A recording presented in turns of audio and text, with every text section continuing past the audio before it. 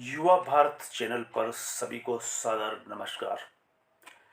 आज हम साहित्यिक चर्चा में शाम का घूमना शाम का घूमना नहीं, सांध्य पथिक और दूसरी पुस्तक का नाम है साज का सफर। कितना बड़ा संयोग है कि इनके लेखकों के बारे में सुन करके साहित्य के पाठक चौंक पड़ेंगे कि एक प्रशासनिक अधिकारी है, दूसरा अकादमिक। दोनों की पुस्तकों का शीर्षक है सांध्य पथिक और सांस का सफर। इन दोनों के संयोग को लेकर के हम एक सामान्य परिघटना पर बात करेंगे कि एक प्रशासनिक अधिकारी जिस धरातल पर सोच रहा है, उसी के इर्द गिर्द एक अकादमिक व्यक्ति भी सोच सकता है। तो ये कितने संयोग की बात है। घटना, मनोभाव, विचार, चिंतन, सांस का सफर, सांध्य पथिक। आम लोग जानते हैं शाम का घूमना स्वास्थ्य के लिए बेहद जरूरी है, सुबह शाम घूमना। और अगर कोई व्यक्ति 60 पार या 70 पार का है तो उसके लिए डॉक्टर भी यही सलाह देंगे कि आप सुबह शाम घूमिए, प्रातः भ्रमण करें, शाम को घूमिए। अब आते हैं हम इन दोनों पुस्तकों के बारे में। प्रशासनिक अधिकारी का नाम है प्रशासनिक अधिकारी डॉक्टर सूरज सिंह नेगी, जिनसे 4-5 साल पहले संयोग से बूंदी में एडीएम रहते हुए मुलाकात होती है और वो वसीयत नाम से एक उपन्यास लिखते हैं जो मुझे भेंट किया जाता है। संयोग से मैं सप्ताह भर उसको पढ़ करके वापस उनको लौटाता हूँ और मैं अपना कहानी संग्रह, जिसका नाम और जिसमें एक कहानी वसीयत नाम से थी। संयोग देखिए कि उनकी उपन्यास का नाम वसीयत है और मेरी कहानी जो मैंने लिखी उससे पहले 1-2 साल पहले ही लिखी थी, वसीयत। और आज हम बात कर रहे हैं सांध्य पथिक, जो उनका उपन्यास है, और सांस का सफर मेरी आलोचनात्मक पुस्तक है। इसलिए फिर मैं दोबारा बता दूं कि एक है प्रशासनिक अधिकारी, दूसरा है अकादमिक व्यक्ति, और दोनों की पुस्तकों का शीर्षक लगभग एक ही धरातल पर है, एक ही विषय पर है, लेकिन विधा अलग अलग है। तो साहित्य के पाठक आजकल कम होते जा रहे हैं, लेकिन इतने भी कम नहीं है कि हम चर्चा न कर सकें, बातचीत न कर सकें। साहित्य के पाठक अक्सर कई विधाओं के पाठक होते हैं। कथा साहित्य के, कथा साहित्य में कहानी के, उपन्यास के, और अन्य रचनाओं में संस्मरण, यात्रा वृत्तांत, रिपोर्टाज, नाटक, कविता। कविता के पाठक सर्वाधिक होते रहे, लेकिन इन दिनों पाया गया है कि सबसे ज्यादा अगर पाठक होते हैं तो कथा साहित्य के। कथा साहित्य में कहानी और उपन्यास। प्रेमचंद ने कभी कहा था कि कहानियां के पाठक सबसे ज्यादा होते हैं। क्यों कहा था? क्योंकि गरीब तबका सबसे ज्यादा होता है। वो गरीब तबके के पास समय नहीं होता, वो श्रमिक होता है, वो आज कमाता है, रोज कुआं खोदता है और रोज पानी पीता है। ऐसे में उपन्यास के पाठक वो हो सकते हैं जिनके पास समय होता है, जिनके पास पैसा होता है, जिनके पास धन होता है, क्योंकि वो 2-3 दिन तक पढ़ने के बाद ही समझ में आता है। अगर कोई उपन्यास का पहली लाइन, पहला पेज पढ़ा, सांध्य पथिक हो या वसीयत, तो पाठक अंत तक पहुंचेगा। और मैं संयोग से उपन्यास का पाठक रहा हूं, प्रेमचंद के शब्दों में समझ लीजिए, लेकिन कहानी भी पढ़ता हूं, पर उपन्यास का पाठक मैं रहा हूं। आज भी उपन्यास पढ़ना पसंद करता हूं, बावजूद कहानी के जिसमें कि कम समय लगता है। तो ये अपनी अपनी रुचि, संस्मरण भी मैं मजे से पढ़ता हूं। तो संयोग ये है कि उपन्यासकार सूरज सिंह नेगी प्रशासनिक अधिकारी होते हुए भी सांध्य पथिक या वसीयत जैसे उपन्यास लिखते हैं। और इनकी खास बात जो है आजकल बहुत रिसर्च हो रहा है साहित्य में इस विषय पर कि सांत्य पथिक, सांस का सफर करने वाला व्यक्ति, आप इसके प्रतीक में जाइए, आप इसके विशेषण में जाइए। सांध्य पथिक शाम के समय जो सफर करता है, पथिक सांस, सांध्य पथिक शाम का पथिक, कब सांझ ढल जाए, कब इस दुनिया से रुखसत कर जाए। सुबह शाम का घूमना और सांध्य पथिक और सांझ का सफर एक नहीं है। इतनी बड़ी देर तक आप मुझे सुन रहे हैं तो ये एक तरह से आप दो शीर्षकों को लेकर के, या आम आदमी जिसे समझते हैं सुबह शाम का घूमना, ये महज सुबह शाम का घूमना भर नहीं है, बल्कि आप उच्च शब्द के मर्म तक जाइए। एक साहित्यकार क्या कहना चाहता है, क्या लिखना चाहता है। साहित्यकार समय की धड़कन को महसूस करता है और दूसरों को उससे जोड़ने का पूरा प्रयास करता है। सूरज सिंह नेगी प्रशासनिक अधिकारी हों, मुझे लगता है कि अगर कोई साहित्यकार होगा और प्रशासन भी करेगा तो याद आएंगे जवाहरलाल नेहरू, अटल बिहारी वाजपेयी। दोनों राजनेता रहे, प्रधानमंत्री रहे, कवि अटल बिहारी वाजपेयी। अब मैं नहीं कहना चाहता लेकिन कहना पड़ेगा, नरेंद्र मोदी साहित्यकार नहीं है, राजनेता किस तरह के हैं मैं अभी इस पर नहीं कह सकता, लेकिन प्रधानमंत्री है। जवाहरलाल नेहरू से तुलना खुद करते हैं, इंदिरा गांधी से करते हैं, लेकिन असंभव। जवाहरलाल नेहरू साहित्यकार थे और अटल बिहारी वाजपेयी कवि थे। इन दोनों से नरेंद्र मोदी की तुलना मैं नहीं कर सकता। कवि अटल बिहारी वाजपेयी और जवाहरलाल नेहरू की भी तुलना असंभव है। लेकिन जवाहरलाल नेहरू ने जिस तरह से प्रधानमंत्री और देश का नेतृत्व किया, और जिस तरह से अटल बिहारी वाजपेयी ने किया, और जिस तरह से नरेंद्र मोदी कर रहे हैं, रात दिन का अंतर है। इस वीडियो में मैं साहित्य पर बात कर रहा हूं। मेरा इशारा इतना ही है कि एक अकादमिक व्यक्ति भी साहित्यकार हो, एक प्रशासनिक अधिकारी साहित्यकार हो, वो प्रशासन जैसा करेगा। और एक साहित्यकार साहित्य से जुड़ा हुआ अकादमिक काम करेगा, कक्षा में खड़ा होगा, उसका जुड़ाव विद्यार्थियों से जिस तरह का होगा और उस प्रशासनिक अधिकारी का जिस तरह से होगा। चलिए हम वापस लौटते हैं सांध्य पथिक और सांझ के सफर पर। संयोग से मैं आलोचनात्मक पुस्तकें लिखता रहा, वसीयत न जाने क्यों कहानी बन गई, और संयोग से सूरज सिंह नेगी बूंदी आए। बूंदी आने के बाद याद करूंगा मैं दिनेश जी विजयवर्गीय, जो पत्रकार, साहित्यिक पत्रकार, सीनियर सेकेंडरी में राजनीति विज्ञान पढ़ाते पढ़ाते, पढ़ाने के बावजूद अकादमिक व्यक्ति होते हुए भी पत्रकारिता की, जो भी ऐसा शख्स होता उस पर वो लिखते उसके बारे में। उन्होंने कहा कि आज हम एडीएम नहीं, साहित्यकार सूरज सिंह नेगी से मिलेंगे। मैं मिला और घटना ये घटी कि उस साहित्य की बदौलत मैं एक साहित्यकार प्रशासनिक व्यक्ति से मिला, जो सांस का सफर जैसा सांध्य पथिक मेरे सामने रखते। आज ही मैंने अपनी पुस्तकों की लाइब्रेरी में जब ये देखा, ये पुस्तक देखी, और मैं आज आपके सामने रूबरू हूं, सूरज सिंह नेगी से रूबरू हूं। या एक अकादमिक व्यक्ति क्या होता है। 3 दशक से मैं कक्षा में खड़ा होकर के उन विद्यार्थियों से रूबरू होता रहा हूं, और अंतिम सांस तक अब प्रोफेसर की पाठशाला चलती रहेगी।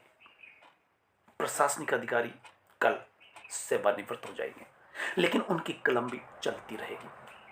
सांध्य के पथिक सूरज सिंह नेगी खुद है, होंगे, लेकिन वो न जाने कितने पथिकों के बारे में लिख रहे हैं।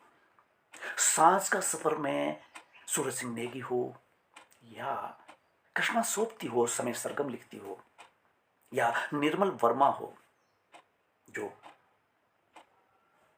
उपन्यास का नाम, ऐसे बहुत सारे उपन्यास जो सांध्यपथिकों पर लिखे जा रहे हैं। सांस के सफर करते करते कब साज ढल जाए, सुबह होती है, हम युवा नहीं बच्चे होते हैं। सूरज निकल रहा है, एक बच्चा जन्म ले रहा है, दोपहर हो रही है, युवा हो रहा है। युवा के बाद धीरे धीरे वो अधेड़ हो रहा है, वृद्धावस्था। अब वो सांस का सफर करने वाला सांध्यपथिक है या सांस का यात्री है। जीवन की यात्रा, अंतिम पड़ाव की यात्रा, समय सरगम चल रहा है या वसीयत लिखी जा रही है। अब वो शाम के वक्त यानी सांस ढल रही है और वो कब डूब जाए। ये बात मैं सुबह सुबह कह रहा हूं,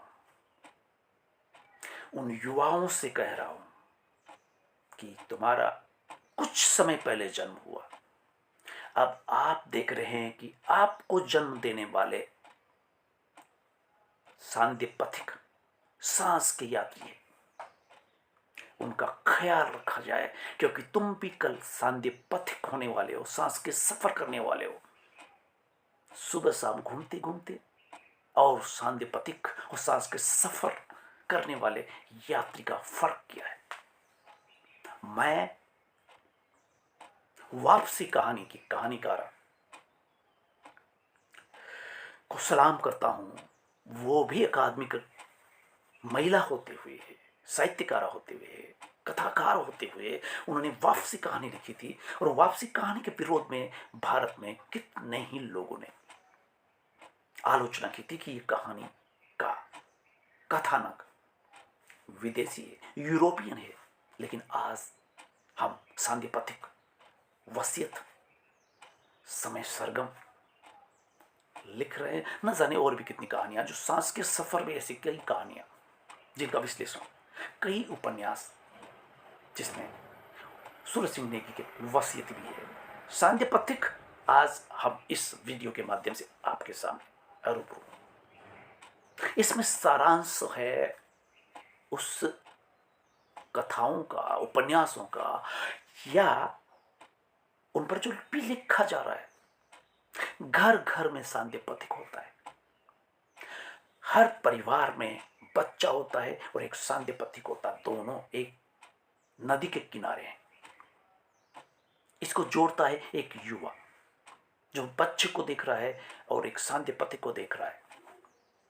मैं इस बात को, इसे आप रिपोर्टाज कहें, यात्रा वृतांत कहें, संस्मरण कहें, जीवन का यात्रा वृतांत कहें, इन दोनों पुस्तकों के माध्यम से जो मैं बात करना चाह रहा हूं वो ये है कि उस बच्चे से लेकर के सांध्यपथिक को जोड़ने वाला युवा होता है।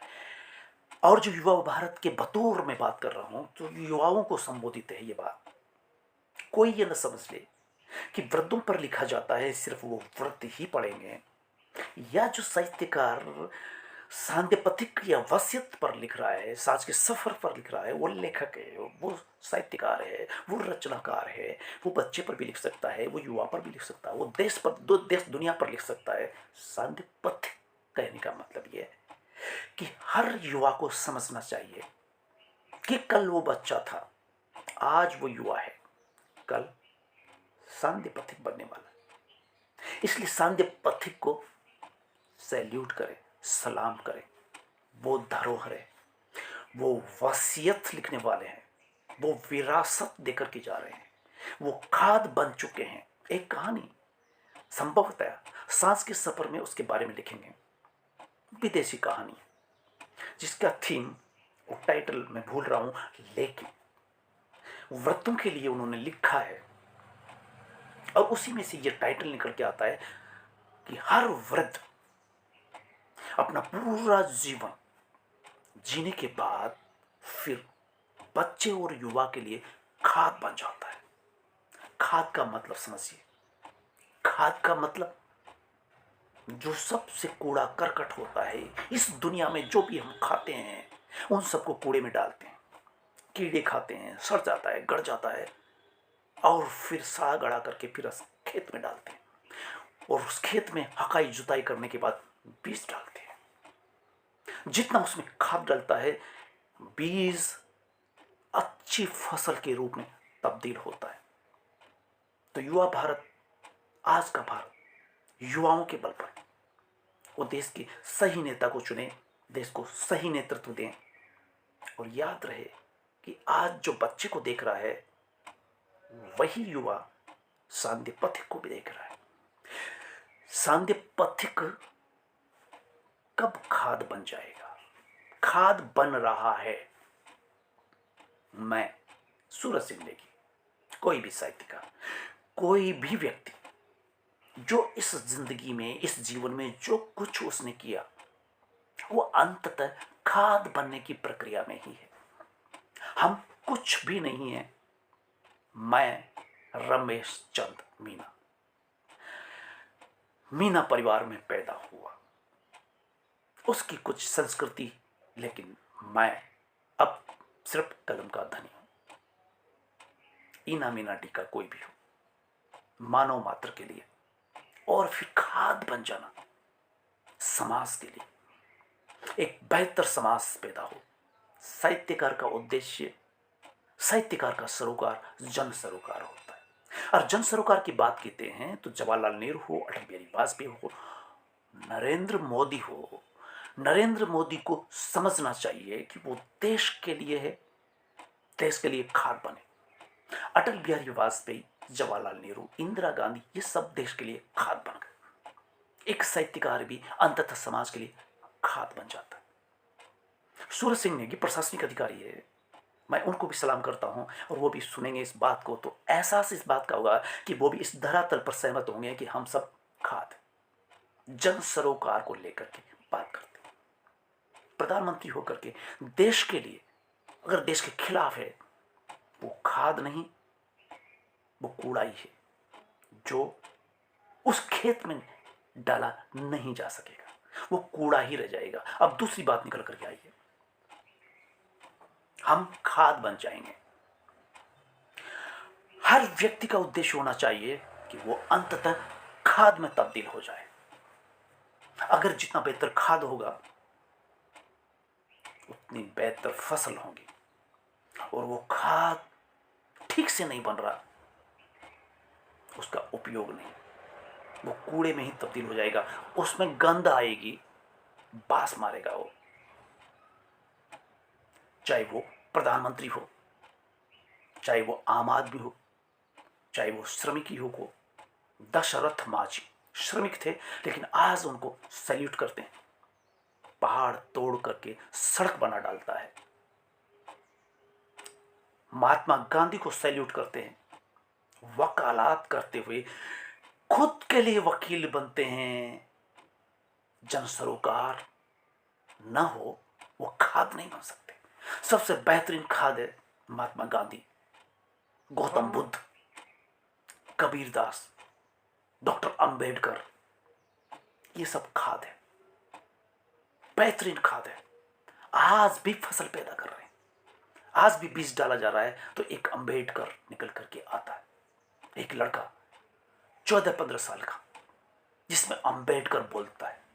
अंबेडकर कभी नहीं मरता, महात्मा गांधी कभी नहीं मर सकते, वो विचार है, वो खाद है, आज भी खाद दे रहे हैं। BSNL से रिटायर हुए राजकुमार जैन से मेरी मुलाकात हुई। गांधी जी उनके अंदर से फूटता है, वो सुबह से शाम तक गांधी को ही जीते हैं। मैं सलाम करता हूं ऐसे गांधी के रूप में खाद बनने वाले। गांधी खुद खाद बने और न जाने कितना खाद बना रहे हैं। अंबेडकर दलित समाज से छुआछूत करने वाले इस भारत से मैं पैदा हुई। वो छुआछूत अंबेडकर के अंदर से आज अगर कोई ऐसा करता है, अंबेडकर उंगली दिखाते हैं, साहस का नाम है अंबेडकर। अंबेडकर कहते हैं कि शिक्षा वो शेरनी है, जो शिक्षा लेता है वो फिर दहाड़ता है, शेर की तरह, शेरनी की तरह अपने बच्चों का बचाव करते हुए। अंबेडकर के इस वाक्य को जितने भी अंबेडकरवादी है वही समझ पाता है जो खाद बन रहा है। हर अंबेडकरवादी खाद नहीं बनता, हर देश का प्रधानमंत्री खाद नहीं बनता। अंततः नरेंद्र मोदी, अडानी अंबानी उनके साथ क्यों जुड़ जाता है, एप्स्टीन क्यों जुड़ जाता है उनके साथ। प्रधानमंत्री इंदिरा गांधी, सैल्यूट। जवाहरलाल नेहरू, अटल बिहारी वाजपेयी। इतिहास में लिखा जाता है, इतिहास में क्या लिखा जाएगा नरेंद्र मोदी खुद नहीं समझ पा रहे। वर्तमान है खाद बनना, तो खाद का मतलब समझ में आना चाहिए हम सबको। हम वापस लौटते हैं साहित्यकार सूरज सिंह नेगी वाया शांति पथिक, वो एक अकादमिक पर्सन, सांस का सफर। इन सब में एक ही बात है, कथाकार सूरज सिंह नेगी, उन पर जितनी कथाएं हैं, जितनी कहानियां जिसमें सांस के सफर करने वाले हैं, सांदीपथिक हैं, सांस के सफर में आ जाते हैं। और उसी में खाद बन जाना जो बात आई है, खाद बन जाना। हम सबको अच्छा खाद बनना ही चाहिए। धन्यवाद। जय हिंद।